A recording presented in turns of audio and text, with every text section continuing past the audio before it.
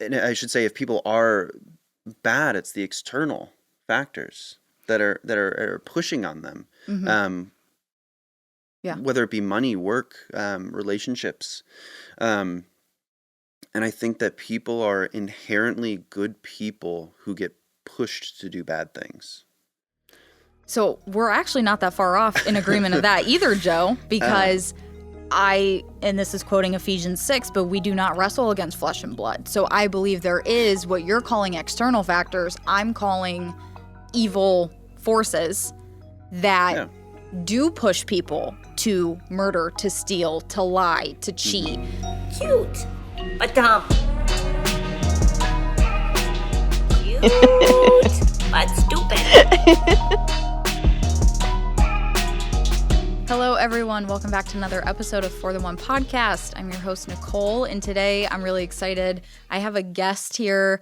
We were kind of friends, camp counselors together in college, and then he reached out to me when I actually started For the One and said, hey, would you have me on the podcast? And I said, absolutely, I would. So everybody, please give a warm welcome to Joe, who is here with us today. Hey, how are you? And I think I'm correct in saying this is your first podcast. Yeah, first one. Wow. Yeah. Well, congratulations. Thanks. I'm honored that we are your first podcast. Yeah, it'll be fun. It'll be fun. Yeah. So, I think you mainly you reached out and mainly wanted to have a conversation of like, hey, you saw my content. You're like, you're super Christian. And you're like, I am very much atheist. Yeah. Let's talk about it. Yeah, for sure. So, for sure. Yeah. And I think I'm excited because I honestly I don't think I've ever sat down and talked to someone who had that worldview before. So this will be interesting for me. Yeah, for sure. So yeah, it's fun. So you said you have friends though that are religious, and you guys kind of have these conversations. Absolutely. I think, just because I'm atheist doesn't mean my friends have to be. Mm-hmm. Me and my wife both have friends that are religious and non-religious and somewhere in the middle. So, but yeah, we'll talk at work, and sometimes it gets heated, but it's, I feel like when you're talking about a topic like religion that people are pretty opinionated on, no matter what side of the spectrum you're on, it can get heated, but that's kind of what's fun about it. It's fun to not just debate, but just talk about it. Yeah. Yeah. Mm-hmm. So I'm assuming then your wife is also atheist? Yes. Okay. Yeah. Okay. Mm-hmm. Yeah, I love that you guys, or at least like you're saying, like open to being like, hey, just because these people don't think the same way as I do about this topic doesn't mean that I can't still be friends with them and interact. Absolutely. So I think that's really difficult in today's world sometimes. Yeah. Yeah. You see it quite a bit. Just people who are uninterested in hearing other people's opinions. Yeah. And I don't always agree with everything that Christians, Muslims, Jews, any religion really. But it doesn't mean that the goal of having a good life isn't the same. And so, I'm just because I don't believe in one less God than you do, doesn't mean my life is any better than yours, so no, it's one of those things that I think that a lot of people have a hard time listening to others with, and I don't understand why. Because like I said, I'm sure there are some things that even today I'm 100% not going to agree with you, right? Right. And I know there's going to be things that you're going to be like, well, that's just wrong, like from my point of view, but it doesn't mean I can't be respectful, right? I think the hard part is when, especially when it comes to like laws and everything like that, when just basic human rights are being infringed upon. But if it's, just you and me or a layman, there's not really what effect can they have on the greater good, I guess. Okay. Yeah. No, for sure. Yeah. Yeah, so I told you, I was like, I feel like I just have like questions because Yeah. again, I'm like, Yeah. I've never talked to an atheist before. I don't, Yeah. I'm like, oh. So I guess, and obviously if there's anything you don't want to answer, feel free. I'm an open book, so I'll answer Same. everything. So this Yeah. should go well. I guess I just wanted to like get a sense of like, what was your upbringing? Like, were you raised in some sort of religion? Were your parents religious? Like, how did you, I guess, kind of walk me, like, how did you get to this conclusion? Yeah, absolutely. So, when I was born, I was baptized Lutheran. Okay.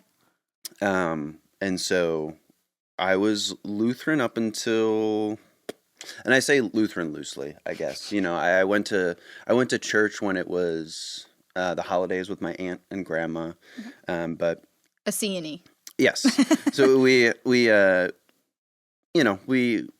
were there. There was the belief in God at the base, but we weren't really hardcore, I guess. And then when I was in 4th or 5th grade is when my mom actually met my stepdad. Okay. Who is Muslim. And so we kind of all converted. Oh, wow. So I was Muslim until probably about 16, 17 is when and then I started having, I wouldn't say doubts, but mainly just like was reading the text of the Quran and the Bible and just being like, it's just not adding up to me. And so I would have questions and the answers were just not, I guess, sufficient in my mind. And so, I had to sit down with my parents and like, I had like a formal conversation with my parents and just like, this just is not for me. When it comes to Islam and, in particular Islam, but, in my mind, it was just all religion in that aspect. And then so until probably around then is when I kind of just was not religious anymore. But yeah, so I was Lutheran and then Muslim, and I've read the Torah. Yeah. So I've read the big three, and that's more than a lot of people could say. Yeah. That's more than I can say. Yeah, and so I think a lot of people, they have their religion they're brought up in, and then they realize that's not for them, and then they just give it all up. Instead of reading Quran, Torah, you can read the texts for Hinduism, Buddhism, and it's hard to just give up everything when you've only read one. So right. I wanted to actually read and become learned on all of them, and the similarities are extreme, but there are distinct differences. So, right. But yeah, that was my upbringing with that. I don't think I don't think I ever was in a spot where it was extremely ingrained in me, which I thank my parents for, just because I think it allowed me to think freely and to think about what I want and what is best for me. You know what I mean? Yeah. So how did they respond when you told them? They were upset. Yeah. Yeah, they were upset. And my stepdad, he didn't convert to Islam until he was in his 20s. And so so he wasn't raised in it. No, he was raised Catholic. Oh, interesting. Okay. And so I did the same as he did. He read the Buddhist texts, he read the Hindu texts, he read the Torah, the Bible, and the Quran, and the Quran just made the most sense to him. Okay. And so he converted late on, and he told me he could see that I was just falling out of it, and that hopefully he would be able to see me come back to it later on in life. And in my mind as a teenager, I'm just like, that's not going to happen. Yeah. And so like, but I don't ever put out the possibility of religion. I think, if there is ever anything that happens that drives me towards religion, that's great. If not, also great. I think that a lot of people don't accept that as well. And they automatically hate all religion. And it's not that I hate religion. I just don't believe it. Yeah. You know? Yeah. Yeah. But yeah, they were upset. And I could tell that. And, you know, sometimes they'll even bring up to me, like when I say something, they're like, don't say that. And I'm just like, okay, well, I'm 28. Like I'm entitled. You're like, well, that's how I feel. Right. Yeah. Oh, wow. Okay. That was a heck of an answer from what I was I don't know what I was anticipating. It just wasn't that. Wow. Yeah. For your, like, I was in Lutheran and then we were Islamic and I was like, whoa, that's like a heck of a jump. And then you're like, and then I went to nothing and I was like, oh, okay. Wow. Okay. So your mom, just so I understand, your mom, was she Lutheran then? Like, is that how you... Loosely, yeah. Okay, so, again, like, my whole family was Lutheran. Okay. Aunts, uncles, and... What was their reaction with your mom converting when she married your stepdad? My grandparents or my mom's parents were not happy. My grandpa was extremely not happy. He didn't come to the wedding. He came to the reception. Okay. So that was hard. Yeah. Especially because, you know, like my grandparents helped raise me. My mom was a single mom. She went to college while working full time and raising me. So, you know, it's hard to see, like, looking back. At the time, it was like, you know, like, why would they do this? And you're just mad at them. But looking back, it's hard to conceptualize, like, why someone would do that over religion. And so it's hard to look back. But, you know, now they're better, you know, things are better. And so your grandparents are still alive? Yes. Yeah. So my grandma had my mom when she was 20. My mom had me when she was 20. So okay. Yeah, hopefully when I have children, they'll have great grandparents. So that'll be nice. Yeah. But yeah, so I still have young grandparents. Okay. I think my grandma, she hasn't turned 70 yet. Wow. So yeah. Oh, that's a blessing. Yeah. Okay. Wow. Hey everyone, we'll get right back into the episode, but first I want to tell you about a partnership with Ari Nutrition. They are mushroom-packed gummies that help with things like mood, energy, and they can even reduce inflammation. They are made here in the US. They are gluten-free and naturally flavored. If you would like to try any of Ari Nutrition's products, you can use the link in my description and use code Nicole M. Merlino for 10% off any of their products or a subscription to their product line. So again, the code for 10% off is NICOLEMMERLINO. So please go ahead and click the link in the description today and get started on your journey with Ari Nutrition. Now back to the episode. I'm like, all but one of my grandparents is dead, so I sometimes I struggle to remember that people still have grandparents who are alive. Yeah. But that's great. Do you think that at all impacted your outlook when you were making this decision of like? It could have. Okay. I think maybe because I think at that time too, because I'm trying to remember when, I think my parents got married when I was in 2008. So I was 12. So I don't know if I fully conceptualized like what was my happening? need for religion at that point. You know what I mean? So, but I think at the time I was just like, why is religion causing these issues? So I think it probably did at some level, but I don't think it was like the catalyst or anything like that. Okay. That turned me away from religion. Yeah. It was mainly just like, why are they so upset about this? Like, it doesn't. You were like, this is your daughter. Correct. I'm your grandchild. Just right. Yeah. Yeah. Okay. But they still talk to her. They're still okay. Yeah, so it wasn't like a complete and utter like shut out. For a little bit. Okay. But now, you know, like I said, they're kind of, I don't want to say back to Probably back to pre conversion. Yeah. I guess. Okay. Yeah. Wow. Dang. Yeah, I can. Yeah. I mean, I never went through anything like that in my family to that extent, but I can Right. imagine that would be confusing at 12. Like, What's going on? what's the issue? Yeah. What do you mean? Yeah. Yeah. No, that's hard. So, Mm-hmm. so I've never read the Quran.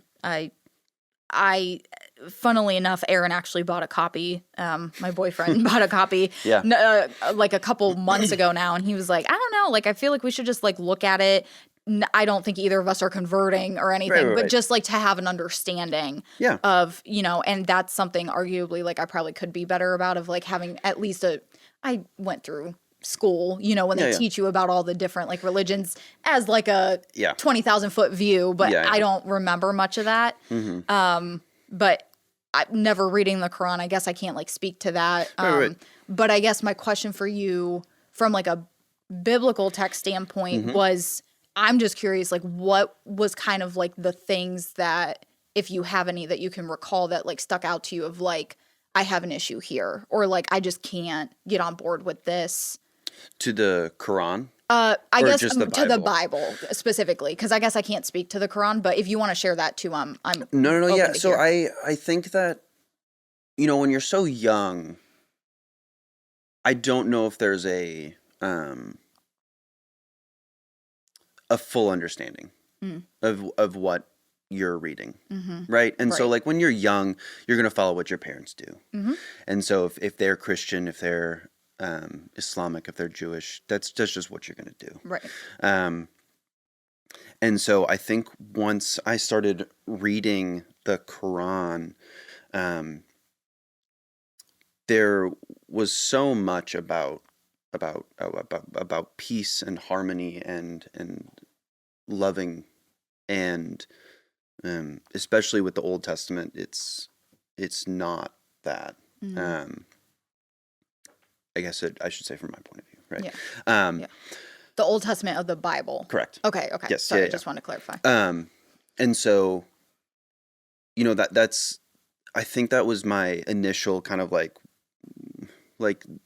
why wouldn't there be, if this is supposed to be a guideline, right? If this is supposed to be a book about how we're to live our life, how to not live a sinful life or anything like that, like why is there so much love in this book, and then in the Old Testament there's not? And I think that was a huge difference, that I was like, okay, well, this makes more sense to me. And then as I kept reading and reading more, the sense that was being made was less and less for both Bible and Quran. So, it's hard to pinpoint when in my eyes so much was not adding up. But I think that the general like feeling of when I went to a mosque versus when I went to a church too was just so different. And I don't know if I just went to the wrong church, but even like that to me was like, how can there be a wrong church? You know what I mean? Yeah. And so, yeah. Yeah. And so, the things I could say. Yeah. And so, Sip my coffee. Any mosque I went to was so loving and accepting. And I think that, you stand and pray so close to people. You're shoulder to shoulder. Even if the mosque is huge, you're in as close to the imam as possible. And you are shoulder to shoulder, touching, like pressed up against one another in the middle of prayer. You're all saying the same thing. And it was just a very loving, accepting place. And, people are calling each other brother and sister, and not really by their names. They would first call you a brother and then learn your name. And I think that was such a beautiful thing when you're 12, 13, 14. Yeah. Because, I mean, most of the time you're not accepted into any space when you're that young, a teenager. You're going through so many changes, right? Right. And so when someone who, even people who barely speak English are saying that to you, you're like, okay, like this makes sense. And it was never, like, God was never the first topic, which I think was so, they would always ask like, hello, brother, and then like, how have you been? Like, without ever asking, like, why are you here? Right. What do you believe? Yeah. Right. And I think that is so powerful. Because every church I've been to, and even when I'll talk to my friends who are super religious, they'll be like, what's your relationship with God? Or, like, why this church? It's like, I think that's for me to figure out. You know what I mean? I think my relationship with religion is, I don't want to say personal, but like, I think you might agree as well, but like, your relationship with God is the most personal thing that you can have. Yes. Yeah. And so just because I don't have that relationship, I think people look at that poorly. And so, I never answered that question when someone said like, well, what's your relationship with God, when I was younger? But now I'm like, right now it's pretty distant. So, Yeah. But I think that was one of the biggest differences I felt, is not necessarily in the texts, but in just the atmosphere and the acceptance. And I think it has to do a lot with, because it was Islam in America. I mean, there's still so much Islamophobia and hatred for Islam, just in the general public. And even if it's, subconscious, it's still there. And so I think it was much more of a wow, like, this person who is not from the Middle East is coming to our mosque and like loving, accepting. And so I think that's the biggest difference. And I think that it swayed me a lot towards Islam and accepting Islam more than I probably would have accepted Christianity. Okay. I wish I could say I'm surprised to hear that. Yeah. I'm sadly not. Yeah. Yeah. The American church is not what it's supposed to be. Yeah. So Yeah. I will say that. Yeah. Yeah. I love Jesus. That does not mean I'm in agreement with how we do church here. Okay. So I guess, again, just asking questions. So Old Testament was difficult for you in the Bible because you're like, where's the love in this? Yeah. New Testament wise, what is Jesus to you? Like, did he even exist in your eyes? Was he just a man? Like, I'm just genuinely curious of like, what's your outlook on that? So I think in my, in just reading, research and everything, like, I think it's pretty hard to deny the fact that he actually existed. Whether the things happened to him the way that are written in the Bible, I can't say yes or no. But like, there's Roman accounts of Jesus of Nazareth, and I used to say like, well, Jesus of Nazareth is like a Joe from Lakewood. Yeah. Like, there's more than one, right? And were there probably more Jesuses of Nazareth? Most likely, right? I mean, just like there was probably more than one Mary and Joseph and everything like that. Right. But then you also have to think like, Mary in the Middle East is probably not named Mary, right? So, well, Jesus wasn't named Jesus either. Right. So, and so I think the part I think such a hard time with is, it's been so whitewashed. And so, like, even the picture of Jesus that everyone knows as Jesus with this... He was not a white guy. Right. This long-haired white man with Italian features is not the Jesus that you know. He was most likely a very short man, stocky, rough hands, nappy hair. Dark skin. He was not this white savior that a lot of people think he is. I agree with you on that. Okay. I'm with you on that. And I think that the second you say that to someone who is deep within the church, not necessarily deep within the Bible, but the church, is when they immediately are just like, oh, you don't know what you're talking about. And, it's actually not been proven, but there's a lot of speculation that, Pope, I think it was Pope Leo, it was one of the early Pope Leos. It was just his nephew that Leonardo da Vinci painted as Jesus. Because there's also pictures of the Pope's nephew that look strikingly similar to the Leonardo da Vinci painting of Jesus that a lot of people know. Yeah. And so, I mean, come on. Like, right. Yeah.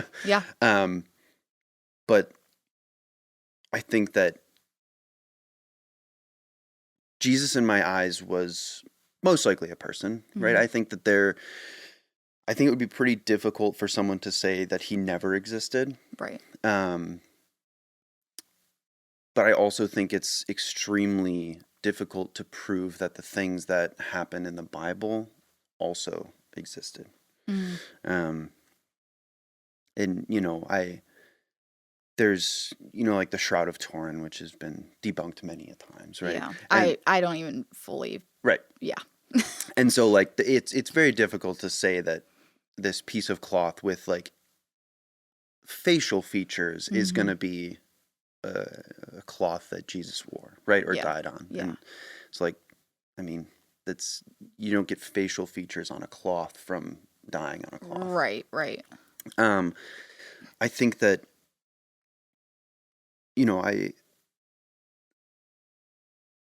I don't have a personal relationship with Jesus, right? I think that, he's a historical figure. But I don't think that there's any, I don't want to say pressure. I think there's no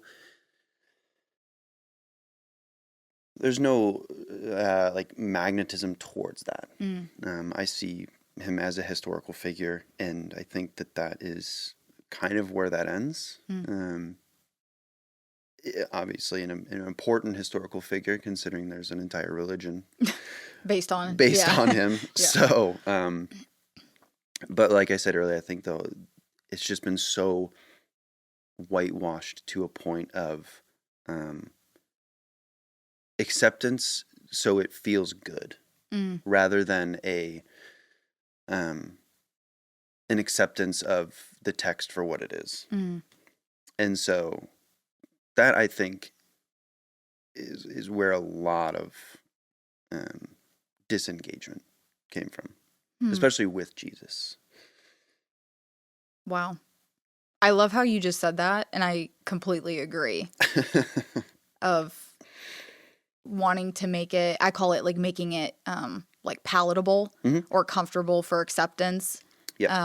Instead of like actually standing on the text, standing on the truth of the text, and you don't get to cherry pick text. If you're gonna say, I'm a Christian, I read and believe in this Bible, you don't get to cherry pick verses.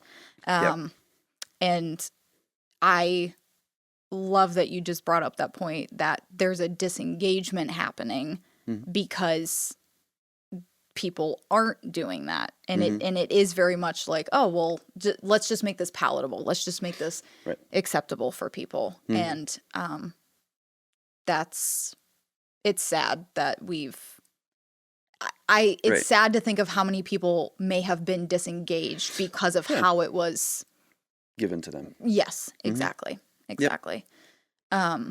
So I guess I'm curious, not talking specifically Jesus himself, but what are your thoughts on, I guess specifically like Jesus's teachings, New Testament? Like, are you just like, hey, these are like pretty sound morals? Like, hey, I can get behind like, clothe the needy, feed the hungry. Yeah, I think that it's fantastic, right? I think that a majority, I don't want to say majority of the Bible, a majority of his teachings were phenomenal, right? I think obviously loving one another, I think, is one of the easiest things to do. But on the flip side, I feel that the Bible or religion has allowed people to use it to not do that. And so, Jesus' teachings of love thy neighbor and help the needy are incredible. And I think it would be hard for you to find someone who doesn't say like, yeah, like any that sounds like a atheist good as idea. well, right? Yeah. To just say like, no, we should not help them, and it's about, how are we going to help them? It's like, no, like the ground level is everyone needs that. How can we do that is the next level. And so, yeah, I think you'd be hard pressed to find anyone who doesn't say like even if you brought it up and not saying Jesus' teachings, but just these are the list of things that The morals. Right. And I think it would be very difficult to find someone who didn't believe that. On the other side of that, though, I also think that a lot of the morals in the Bible are human nature. And so I think that is where I lost a slight belief in it as well. Is like people aren't running around wanting to kill one another, right? I think that there's, and obviously that's an extreme example, right? Like I don't think there's people who are just like, I really want to kill that guy, but the Bible tells me not to. And so I think that there is a lot of the times I'll hear from Christians will like, the moral code of many countries comes from religion. And it's like, or did the Bible just write it, or any text, just write it down. And then now we have those. I see what you're saying. So it's like a chicken or the egg. Right. Okay. I don't know if necessarily that the Bible is the root of all morals, or the Quran or the Torah or different texts. And I think that it is much more of we don't go around stealing things because we think it's like immoral to do so. We just don't do it.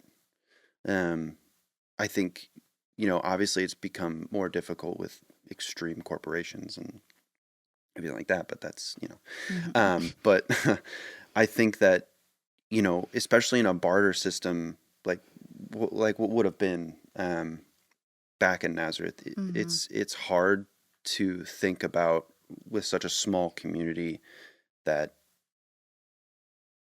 these things weren't already in place. As just a general like code of, murder just doesn't happen at a mass scale before the Bible just for fun, right? There were wars, of course, and I don't really think there's any just wars or anything like that, but there's no accounts of just like continuous unadulterated murder until you get it like written down in the Old Testament, especially, but like in different texts. And so I have like a pretty foundational belief, I guess, that I don't think that the Bible is the reason we have all these morals. I think it's human nature to want to get along with everyone. Obviously there are going to be outliers, and there's going to be people who say like, I don't need to be loved. I don't need to love anyone. but I think in general, humans want to fit in. Mm. And so humans want that love. And I don't think that I needed a book to tell me that. And I know it's not just a book, right? But Yeah, no, I know don't what you think I mean. needed a text to be like, this is how you should treat people. And this is how you should allow people to treat you. So before I say anything on what I'm thinking, because this is very interesting to me. Mm-hmm. So where is your stance then on the term like sin? Or like this like humans fell in Genesis 3? Right. So I think that I don't know if it's necessarily. I think sin's just a word for it, right? I think it's a word that was written down to describe or label it, basically. But I mean, there's accounts of people being outcasted because they murdered someone or because they did something bad, right? They didn't call it the word sin, but they said like, this should not have been done. And now you're no longer allowed in our town, village, city, whatever. So there has been that known, I guess, code of conduct for different cities, different towns, different villages, and I think that the term sin has also been overused. I feel. And I think it I don't want to say scare tactic, but I think it's a way to instill fear in people. I mean, like in the I mean, that's why babies get baptized, because they're born in sin. And like what does a baby do? Like it's hard to, like, okay, they'll cry when they're not supposed to, and then and like but it's a baby. It doesn't know what it's doing. Yeah. It doesn't. In case you're wondering, I don't agree with that Yeah, either. like I don't think, agree with baptizing babies, but right, like that'll make some people upset. Yeah, I think it's so. To be told you're born into sin is like you're already born into you're bad. You're a bad person, and you have to now prove yourself. And so. And I'm not saying you believe that. I'm just saying, like, in general, that's a very real. Yeah. I've heard a lot of people have that. That's why there's Catholic guilt, and like people who aren't Catholic anymore have that guilt of, like, they'll do something and be like, oh, like I should not have done that, and then they'll remember like, oh, I don't believe that anymore, and so I think it's sad sometimes to see people who just don't enjoy their life because they think it'll be sinful, or they think it'll be they'll be judged. And I'm not even saying like just, I don't even know, like, not like sleeping around, or like it's not necessarily like a doing all these like extreme things, but like, I mean, like, if you're gonna go to like an extreme, like Mormons who don't drink coffee, like it's bean water, like it is bean water. So like, I think it's a way in my eyes to keep people in line, and I think that now it's being used more than it ever has, but. Sin is, I mean, even just like the letter S is so harsh and hard to like listen to, even with mics without like dampers or anything like that. Like it whistles, it hurts, it's harsh on the ears, and so like just the word sin in general is so ingrained as a damaging word. That even myself, who is an atheist, it's so like I'll think about it and then I'll immediately just like laugh, or just like, hey, it doesn't matter. Like, but it's a word that was created to, in my eyes, to instill that Fear. that second guessing, that fear that this is how you're supposed to do right, or else it is sin. And so, I mean, obviously, I think that there are bad things that people do, but I also don't necessarily fully subscribe to the idea that, you know, all sin is equal either. Interesting. You know, like if That's a very Catholic right, outlook. right, Yeah. and so I know, like, you know, like someone who murders someone, I don't think that that's the same sin as Telling a lie. right. Like, we tell lies to ourselves every single day, and so do we consider the lies we tell ourselves sin, or is it a sin when it's only told to someone else? Right? There's also just so much gray area when it comes to sin, that I don't think that I don't think it actively affects my life anymore. But I also am not running around stealing and killing people and right. right. So Promoting like bad behavior. right. So I think that, you know, I think I live a good life. I don't actively try to be mean to people. I'm not out here just like damning all religious individuals, but I also don't let sin, quote unquote, affect my daily life. Yeah. What's so funny about that last piece you just said is like that is what you and a Christian have in common. Because our outlook on it is that we do believe that just because you are human, you are born into sin. Now, yes, I agree with you. A baby crying is not sinful. I don't agree with baptizing babies. That's a whole different thing. But we believe like, hey, no one is perfect. All have fallen short of what we believe God to be, which is holy, which is perfect, which is something that we are never going to be able to attain on our own. And so as a Christian, Paul writes it as like, you were once a slave to sin. Now, like, you are a slave to Jesus Christ. I'm like paraphrasing. But this term like of slavery is meaning like you are going to be under or in bondage to something.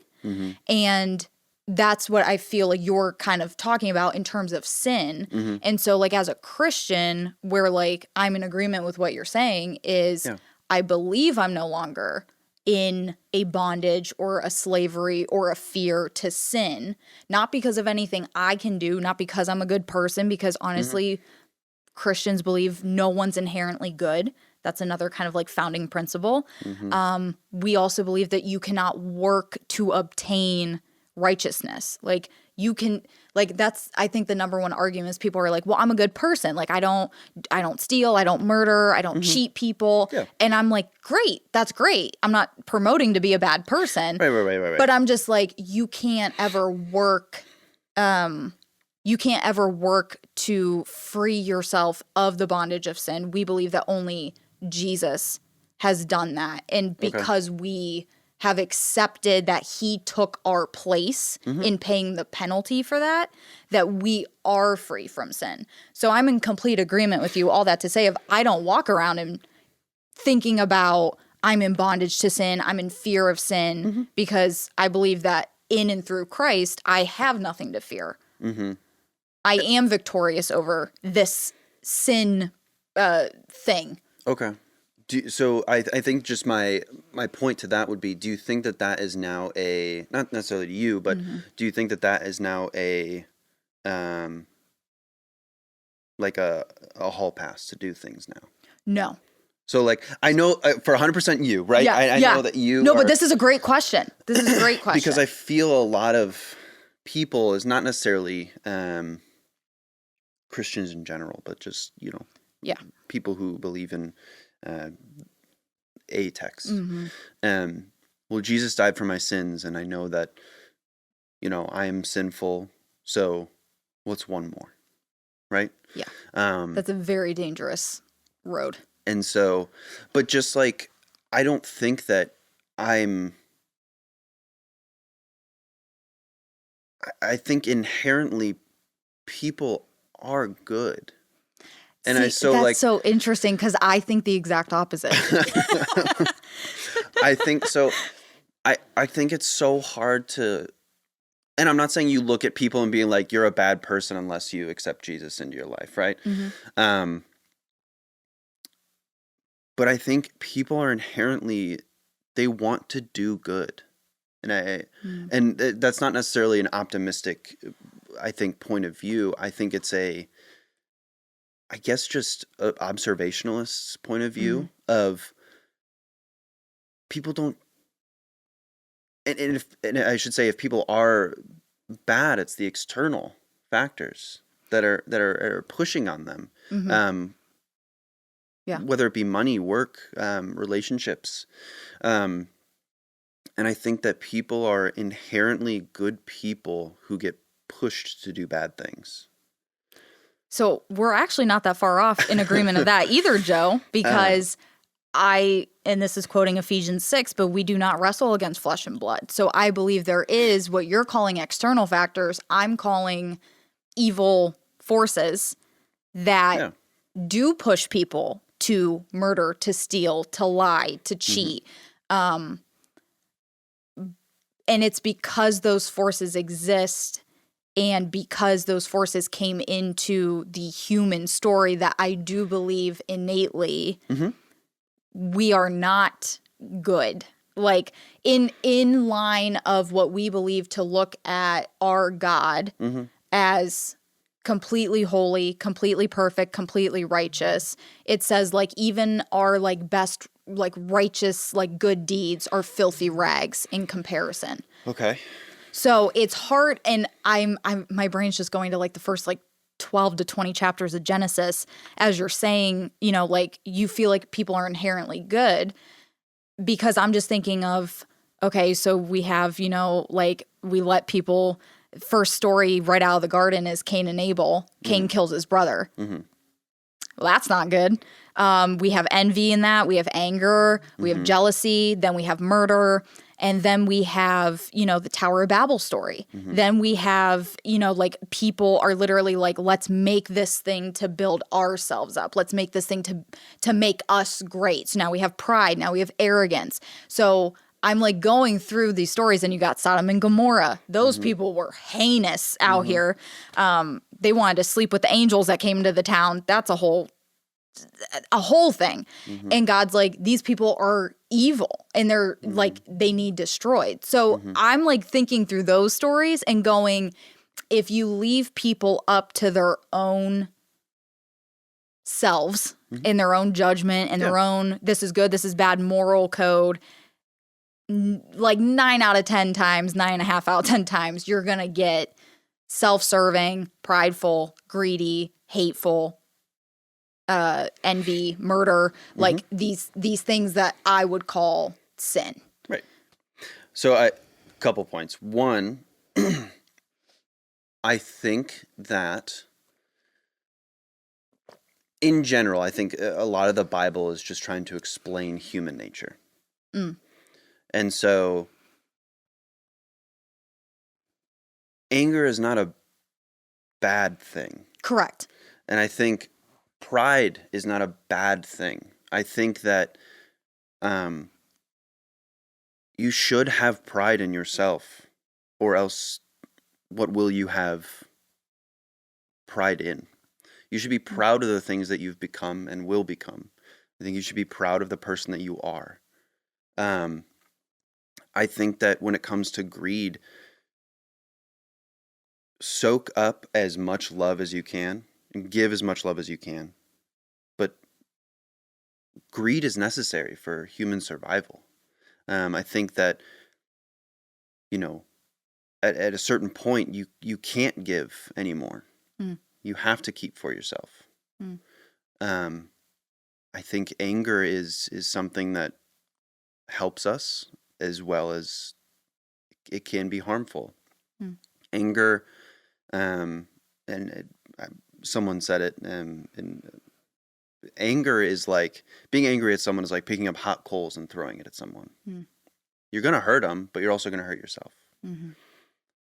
And so being able to control your anger is like picking it up with an oven mitt, you know, not necessarily throwing at someone, but, you know, I think that a lot of the Bible is truly just trying to explain what's happening within ourselves and within the world, as small as it may have been then.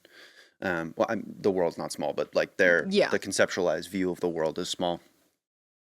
And so, you know, I think that a lot of the times people take that as we're evil, not evil people, but we're bad.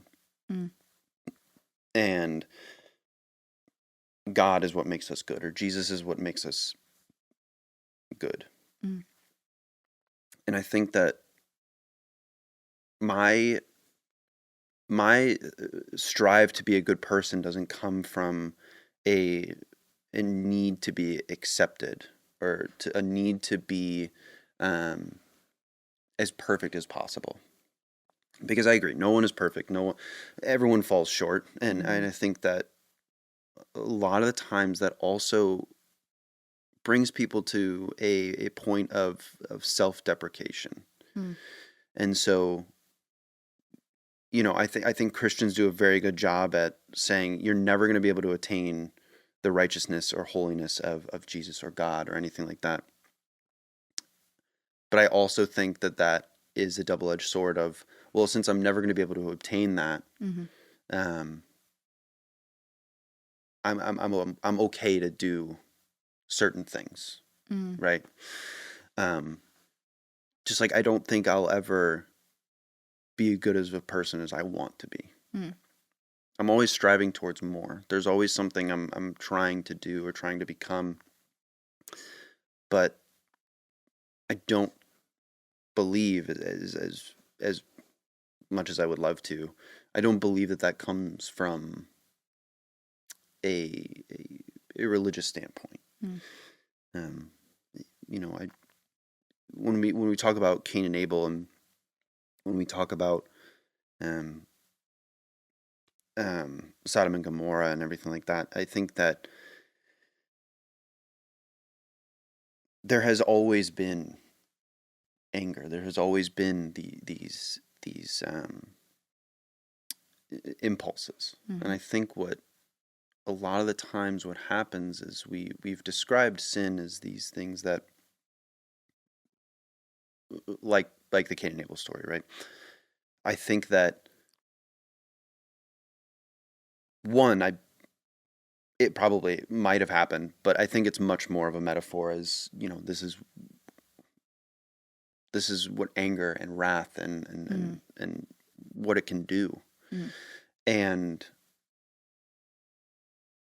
anger and even wrath, I'm sure you've had them, right? I've had them. Yep. I've been angry. I've been wrathful. I've been vengeful. Yeah.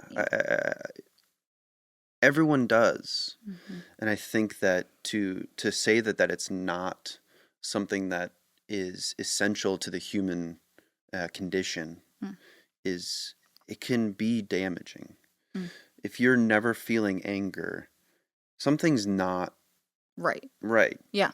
I agree with you on that. And I'm not calling anger a sin, by the way. No, to clarify for everyone watching. Anger is not a sin. What you do out of anger, I believe, can become a sin.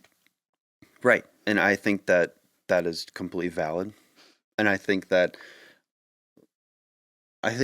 and Abel is a cautionary tale. And I think a lot of Christians would also believe that, of like what anger can cause, what anger can do. But what I think happens is that people view anger now as the sin. And so, like, good things can come of pride. Good things can come of anger. Good things can come of greed. And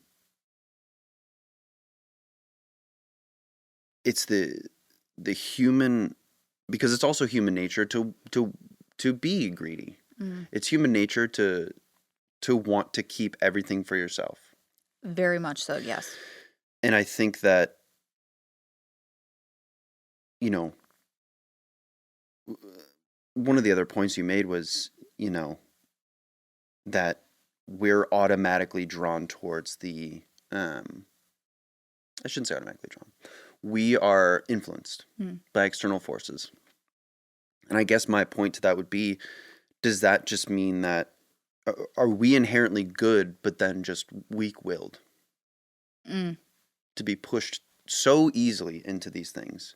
Or is that just our human nature to do these things? And the Bible is a guideline of how to not do that. But was it written more as a way to, I don't want to say control the masses, but a way to create a guideline as to not want to have everything envelop in bad, I guess. But like, I think that there are internal struggles we have every single day with good and evil, and even if you even want to call it good and evil, right? Like, but I think that they're essential to human function, that I don't necessarily view it as a bad thing. I don't think that, especially with like Sodom and Gomorrah, like I don't think homosexuality is a bad thing, right? I think that, and it's even been translated and retranslated and mistranslated, that it wasn't speaking about man and man, it was speaking about man and boy, right? Of course, that is bad, right? I think that is inherently bad. However, you know, in ancient Greece, ancient Rome, almost every single society, yes. Yeah, they were doing those things. Pedophilia was a thing. Yep. I'm not saying it's good. Right. And I think that this was a way for them to be like, okay, probably stop, right? But there was also like male bondage was a real thing. In a lot of the times that ended up with like gay relationships, as in ancient Sparta, the two Spartans would be grouped together, and for bondage they would have sex with one another.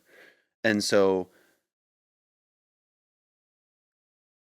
homosexuality, I think, is something that a lot of Christians, I wouldn't even say a lot, because it's becoming, I don't want to say more accepted. I think it's becoming much more of a realization that it is natural. That's one of my critiques on the church, being too accepting, by the way. Really? Yes. I fully believe it goes against the design of God. Okay. And I do not hate anybody Right. who chooses that. Yeah. I just will never fly a pride flag and say what you're doing is okay in the eyes of God. If you want to do that, that's you got to take that up with your creator. I believe one day you'll have to answer for that. I'm never going to like egg you on and say what you're doing is not sinful. Okay. Truth and love. Yeah. I think that, you know, I think that view is, I think, what still makes people so afraid to be who they are, right? As someone who is bisexual, I think that, you know, it's not my what I'm born with doesn't make me a bad person, right? I think that someone who is gay or lesbian or you know, has a specific sexual orientation I think that being born some way, and I guess you could consider that why a lot of Christians believe you're born into sin, but I also don't believe that you're born gay. So that's a hot take that, okay. yeah, Okay. that, So I think just my question to that would be like, what do you say to the individuals who were 4, 5, who say like, I knew I was gay? my response is the same as my response would be to somebody who was raised Muslim, who was raised Jewish, Buddhist, doesn't matter. Your sexual identity, your ethnicity, your skin color, none of that trumps or is bigger than, I believe, a relationship with Christ. Meaning, the call of a Christian is that you die to yourself daily. You take up your cross and you bear it. There's things I want to do that I don't get to do because I'm like, I am trying to live in accordance and be more in the image of Jesus. Not be a good person, not try to be right, but be made more into the image of Jesus. And because of that, there's certain fleshly, sinful temptations that I deal with where I'm like, no, Nicole, like you don't get to do that. That doesn't get to triumph over who you were made to be in the image of Christ. And so I would say to those people, I'm not saying that you are wrong or even sinful to have an affinity, an attraction towards the same sex. I would say you don't, just like with anger, if you're going to say, especially if you're a Christian, I guess I'm talking to people who are like, I'm Christian, but I'm gay. Yeah. I would say you have to die to your sexual orientation. Like that goes on the altar with your greed problem, your lying problem, like that goes on the altar that you have to sacrifice and die to yourself for. And it's not that, I think this is where it gets confusing is people think, well, I've seen two schools of thought. People are like, I'm gay, so God hates me. Or they're like, I'm gay, and you're preaching that Jesus loves me.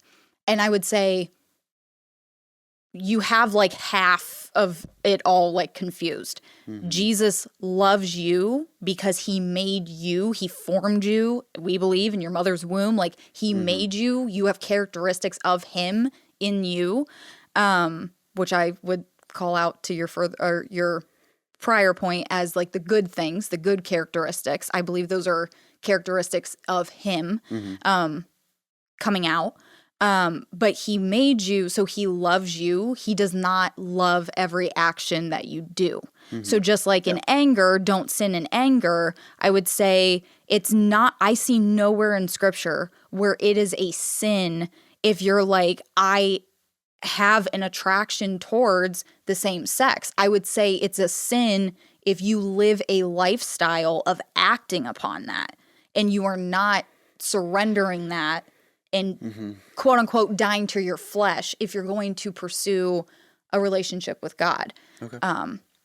So that's kind of my 2 cents on that. But I don't believe, I honestly, I don't believe that anybody's born gay. I really do believe, and time again when I have conversations with people, it seems to be lining up in my own little mini group of research, but I believe it really, from a young age, there's some sort of environmental trauma or factor that before you even can realize it has wired you in that direction.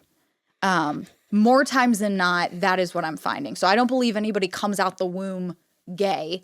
I really think from a very young, formative age, something occurs in your environment that pushes you further in that direction than others would experience. I think my pushback to that would be I don't think anyone, especially in today's climate, I don't think anyone would choose such a difficult, as you said, lifestyle, but I would just say inherent Mm.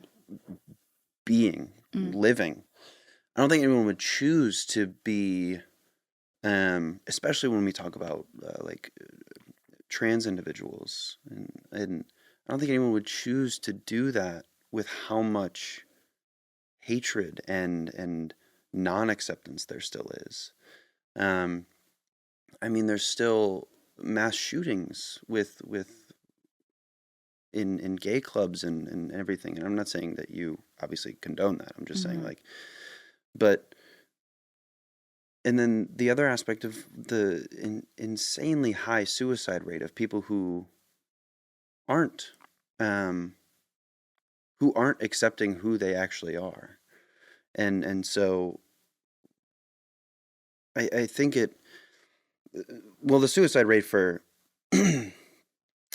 trans individuals is extremely high, just because of the hatred and the non-acceptance of who they truly believe that they are, and who they truly are. And I think that it's so hard for me to not say that is so hurtful, not to me, but to say that,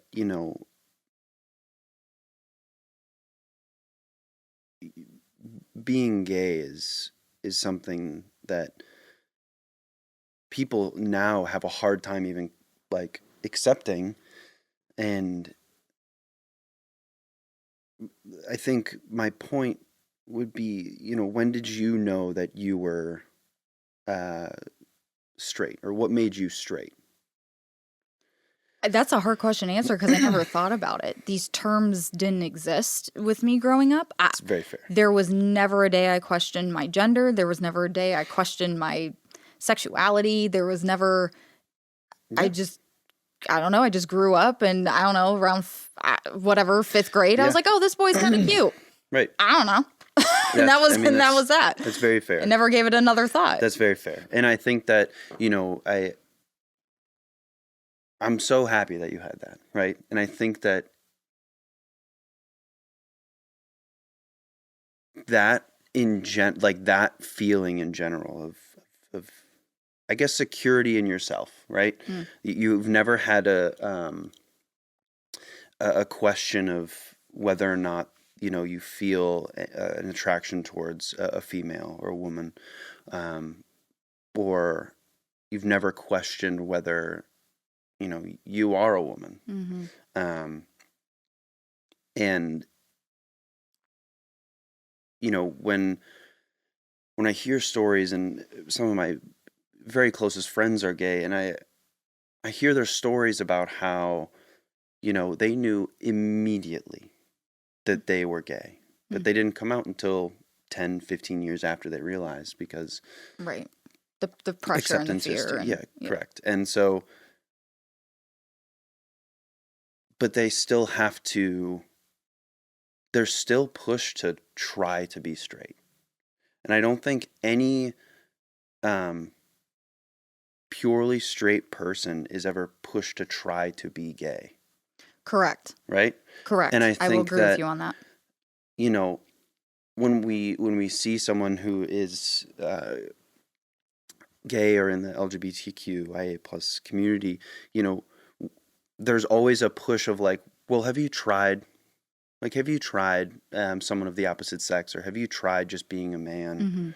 And they have, because that's the way our society is built. And even then, they are still they know it's not right. And so why is it that humans are the only species where if you are gay, you're forced to not be, or pushed to not be, right?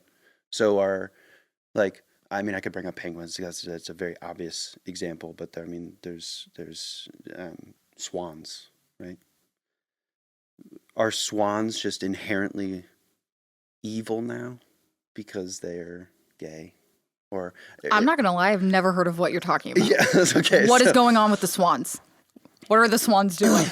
Why are they doing it? I shouldn't say a lot of the time, but there are instances, just like in humans in society, where the gay individuals are not the majority. By far, they're not the majority. I'm not going to lie to you, Joe. It's really felt the opposite, but please continue. It's really felt the opposite. I think that the percentage of especially when it comes to like trans individuals is so low, which is another thing I have trouble with when it comes to like politics and everything. They're so focused on it, and it's such a small percentage of people that why are people so focused on them? And when it comes to like penguins, which I'm sure you've heard of, like penguins enter in same sex like groupings and couples and everything like that, and that happens throughout the animal kingdom, and it's such a small percentage, but it still happens, and it's for, as far as they can tell. I mean, obviously they can't talk to a penguin, right? But it's for that companionship, that togetherness. So it's an inherent love that you want and feel. And I don't think that one of our best friends is trying or actively trying to be gay by dating another man. I think he found love, and he found a someone who loves him for who he is, and he found someone who he loves because that's who they are, and there is that companionship and like togetherness and closeness that in the past, especially in America, has only been guaranteed for those who are of opposite sex. And I think that we're progressing as a society in now accepting and just telling people that this is human nature. It's in nature in general, not just human nature, that some people are inherently attracted to the same sex. And I think it's damaging to tell someone you have to try to be straight first before you can not try to be gay, but before you can accept who you are. I don't think that will ever happen because of the society we live in around the world, not necessarily just the U.S. But I think it can be hurtful, and it delays people's functionality in general. You're telling a young boy or a young girl that they have to wear certain clothes because that's just what we do. When that's just not how they internally operate. And it can be very difficult, and I don't want to say that what I've gone through is equal to that, because I'm a white male in America. I have very little to complain about. But even when I was discovering my bisexuality, I always felt an attraction towards men and women, and there was never a. Do you know like what age that was that you realized that? I want to say closer to 5. Okay. Closer to 5 or 6, yeah. I always was able to look at both sexes and view them both as attractive. There was never a moment where I was just like, there was one person that was attractive, and now like, oh, okay, now it's both that I like. I've only dated women, but that doesn't mean I haven't wanted to date men, right? And I think that it's hard for me to say that I was pushed towards being bisexual, right? It's something I inherently am. I can't control that. If I could, that'd be great. I think that would be great for even like 100% gay people. If they could control whether or not to be accepted into a society, I'm sure that they would choose to be accepted. Yeah. Well, and I just want to clarify. I don't think that they can control it. Just because I'm saying I don't think you were born that way. Okay. Again, I'm saying something's happening to majority of these people. I'm really on this. There has been studies that there are hormonal differences, but even that, do you think that is, I don't want to say the work of the devil, but like, do you think that is like evil that's happening, or is that just an imbalance in someone's body that is just inherent? Yeah, here's my thing, and like we could even go down the road of depression with that, because there's chemical imbalances with a lot of people who experience depression. I think this is the thing, and again, I'm not putting this on all Christians that they are saying what I'm saying, that I don't believe you're born with it. That's my personal opinion. I think regardless of if you're born with it, regardless of if something happens in your childhood, if there's a hormone imbalance, regardless of all that, I'm with you on, I don't think we should just look at someone who's like, I'm attracted to men and be like, well, go like women now. Right. You need to like women. Yeah, that's not going to, it doesn't work. Yeah, that doesn't even make sense. Because that, to your point, that's like telling a straight person, don't like the opposite gender. And it's like, what are you talking about? Yeah. So I agree with you on that like that's not the answer. Again, I go like to, regardless of whether you're born with it, whether it's an environmental factor, I think it is, I don't think it's necessarily the work of the devil. In regards to your point specifically on like if there's a hormone imbalance or a chemical imbalance happening. I don't think like, oh, that's the work of the devil. I think God calls, again, my belief, God calls everybody to very specific trials. So to one person, he may call, you're never getting married.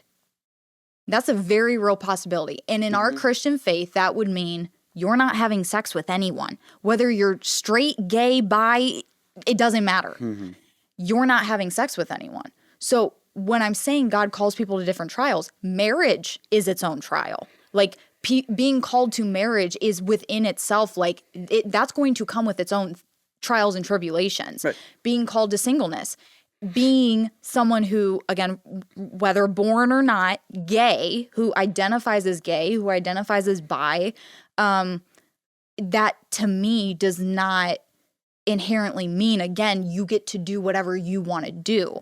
So I'm with you in, I'm not asking anybody who's like, I am gay attracted to just be like, I'm straight now. And I'm not even saying that you have to do that to be able to go to a church, to be able to learn about God or learn about Jesus and try to maybe start to have a relationship with him. There's this, I love this man so much. His Instagram is Rich with Passion. He's a Black, priorly homosexual man who is now a follower of Jesus who does not participate in the gay lifestyle anymore. If you were to ask him, he would still say he's attracted to men. But he has given his life to Christ, and in doing that, he does not participate in sexual activity with men. So that's my point is, again, whether you're straight or not, whether you're married or not, whether you're single or not, I believe we all have things that we have to give up. I believe my outlook on life is we don't get to do whatever we want to do whenever we want to do it. And that goes regardless of your sexuality. Right. So I don't know if that answers your question, but that's kind of where I see where you are coming from. I completely understand where you're coming from. And I think a lot of it does have to do with,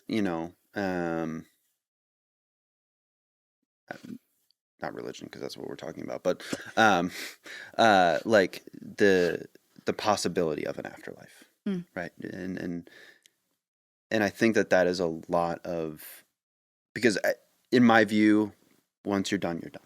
There's no afterlife. You don't. I think it would be great if you reincarnated, but I think once you're done, you're done. The only life you have is here, and I, in my mind, refuse to allow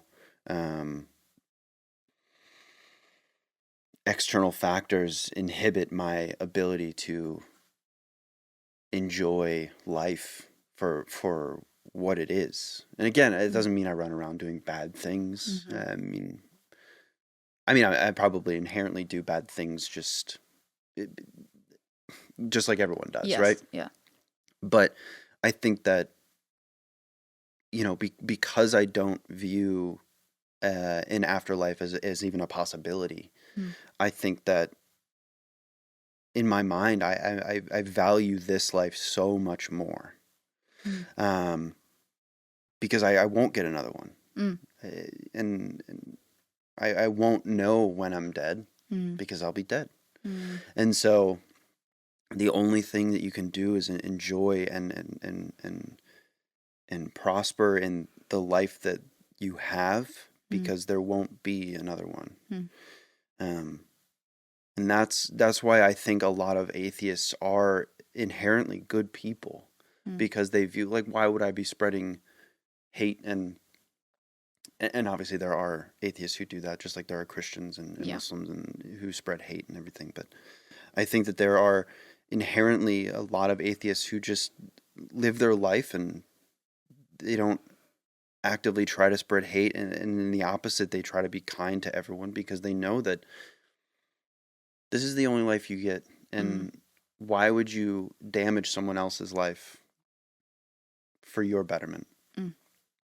And I think that a lot of people who are religious have this view of, I'm going to do everything in this life to be as righteous as possible, so in the next I get to be with my creator, or Jesus, or Muhammad, or Abraham, and so,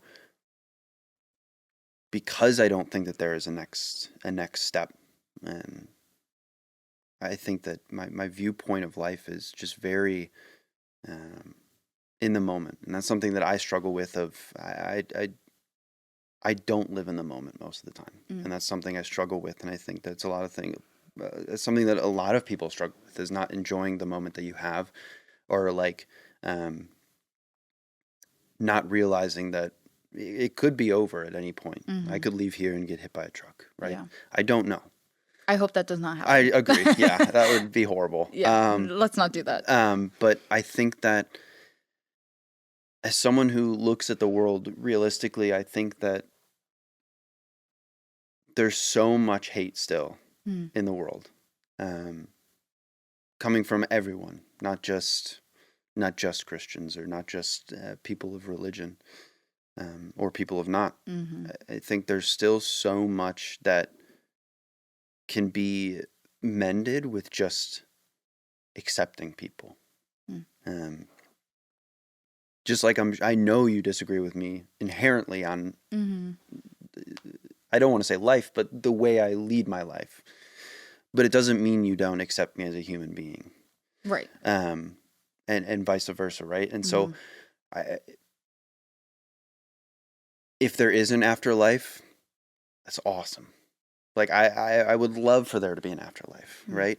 And I think that my inherent belief that there isn't allows me to love this life so much more. Because I know that there's nothing else. Or I shouldn't say I know. I believe that there's nothing else. Yeah. Just like I mean, I could say the same thing to you. Like, you don't 100% know, right? That there's something else. You truly believe, and it is within your faith that you have faith that there is something. That's the only thing that gets me through the day. Right. If you want me to be dead honest. And so Anyone who tells you the life of a Christian is rainbows and sunshine, don't listen to them. That's false prosperity gospel. And so I love every moment of my life, whether it be me viewing it from the past, me viewing it from the future, or just living in that moment. Obviously, there are bad things that happen. Pets die, family members die, atrocities happen. But if you look at your life and only view it as a path to an afterlife, I feel like it limits your ability to love every single moment that you have as your last. And kind of another point, I don't want to live forever. I think that would be horrible. Yeah, right. That would be, you don't want to be immortal. so bad. And there was someone said, like, they think that life, like this life, is hell because you don't know what the next day brings. And then that inability to know is what brings so much mental torture. And they said, hell is eternal, but you know what's coming. And so with this life being so finite and not knowing what's coming, not knowing that tomorrow could be your last, or not knowing tomorrow that your boyfriend, your girlfriend, your wife, your husband could just leave, and having to deal with that loss of love and you don't know. And knowing that it's so unpredictable, I think, is what also makes it so incredible. I think that, as someone who doesn't believe, I think that every moment in life needs to be accepted, and whether cherished or not. I'm not going to cherish the moment I watched my family dog die, right? I'm not going to cherish that moment. But I accept it as a possibility to learn about my own emotions, and something that will help me in the future to make decisions, or to be able to guide my my emotions, and be able to help make emotional, intelligent decisions later on. That's a really interesting perspective, because I would think, and I feel like I even said this to Sean the other day, but I would think that if you didn't have like some sort of deity that, you thought there was an afterlife, to me, I'm like looking at that, like, I'm like, okay, if I didn't have God, if I didn't have, my belief system. What's the point? What's the point? Why would I get out of bed in the morning? Right? Like, so it's so interesting to hear that your thought, and maybe there are some atheists that do think like that. I don't know. Oh, I'm sure there are. Yeah. But it's so interesting to hear your view is like, no, I'm trying to actually, like, the opposite of that, like, make every day count, because I think that there isn't anything after this. Which is really interesting, because as you're talking, you're right in alignment with Ecclesiastes. Like, Ecclesiastes talks about, like, eat and drink and enjoy, and, like, put your hand to something, and, like, work, like, while you're here, like, do these things and enjoy them. Which I just find interesting. But it's I don't want anyone to also think, like, just because I'm like, oh, being a Christian's hard. Yes, it is. I still would not have it any other way. And I don't ever want that to come off as like, I hate my life.